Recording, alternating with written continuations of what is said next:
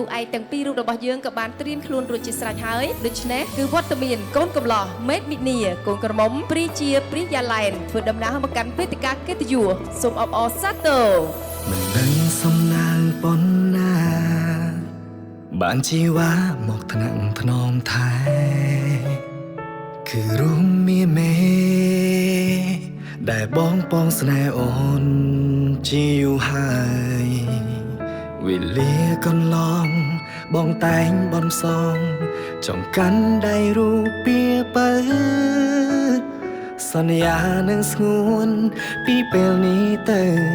យើងត្រូវជំនះឧបសគ្គជាមួយគ្នាព្រោះតែអូនគឺជាដងហើមនៃបងពួកយើងបានហែឆ្លងរាប់រយបញ្ហាព្រោះបងនឹងសញ្ចាមើលថែស្រកនិថាមិនឲ្យស្នេហាយើងប្រែឆាឡើយតើនេះជាសុបិនឬក៏យ៉ាងណាបងនឹងរូបជីវ៉ាបានចូលរងជ័យបងនឹងខ្លាចជាស្វាមីត្រូវកាន់ដៃចរណៃឆ្ពោះទៅនៃភាពជោគជ័យស្នេហ៍មួយនេះលុះថ្ងៃបងសូនវេលាកន្លងបងតែងបនសងចង់កាន់ដៃរូបពីបើសន្យានឹងស្ងួនពីពេលនេះទៅយើងត្រូវជំនះឧបសគ្គជាមួយគ្នាព្រោះតែអូនគឺជាដងហើមនៃបងពួកយើងបានហែឆ្លងរាប់រយបញ្ហារូបបងនឹងសញ្ចាមើលថែស្រកនិថាមិនឲ្យស្នេហាយើងប្រែឆាឡើយតើនេះជាសុបិនឬក៏យ៉ាងណាបងនឹងរូបជីវ៉ាបានចូលរងជ័យបងនឹងខ្លាចជាស្វាមីត្រូវកាន់ដៃចរណៃឆ្ពោះទៅនៃភាពជោគជ័យស្នេហ៍មួយនេះលុះថ្ងៃបងសូន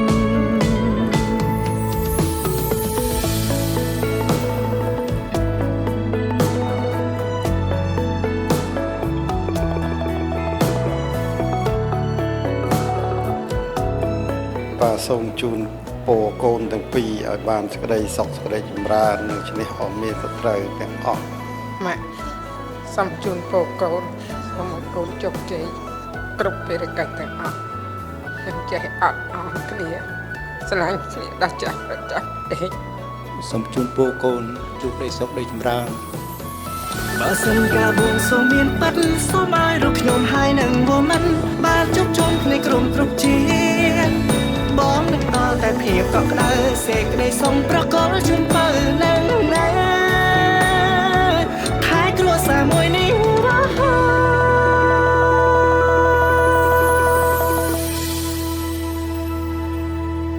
តព្រោះតែអូនគឺជាដងហើមនៃបងពួកយើងបានហែឆ្លងរាប់រយបញ្ហារូបបងនឹងសច្ចាមើលថែស្រកនិថាមិនឲ្យស្នេហាយើងប្រែឆាឡើយតើនេះជាសុបិនឬក៏យ៉ាងណាបងនឹងរូបជីវ៉ាបានចូលរងជ័យបងនឹងខ្លាចជាស្វាមីត្រូវកាន់ដៃចរណៃឆ្ពោះទៅនៃភាពជោគជ័យស្នេហ៍មួយនេះលុះថ្ងៃបងសូន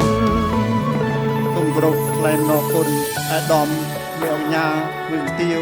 លោកស្រីដែលបានអញ្ជើញចូលរួមក្នុងពិធីរៀបអាពាហ៍ពិពាហ៍កូនប្រុសកូនស្រីយើងខ្ញុំសូមទទួលបាននៅពុទ្ធពរ4ប្រការគឺអាយុវណ្ណៈសុខៈពលៈនិងបដិធនៈកំបីគ្លៀងគ្លាតឡើយ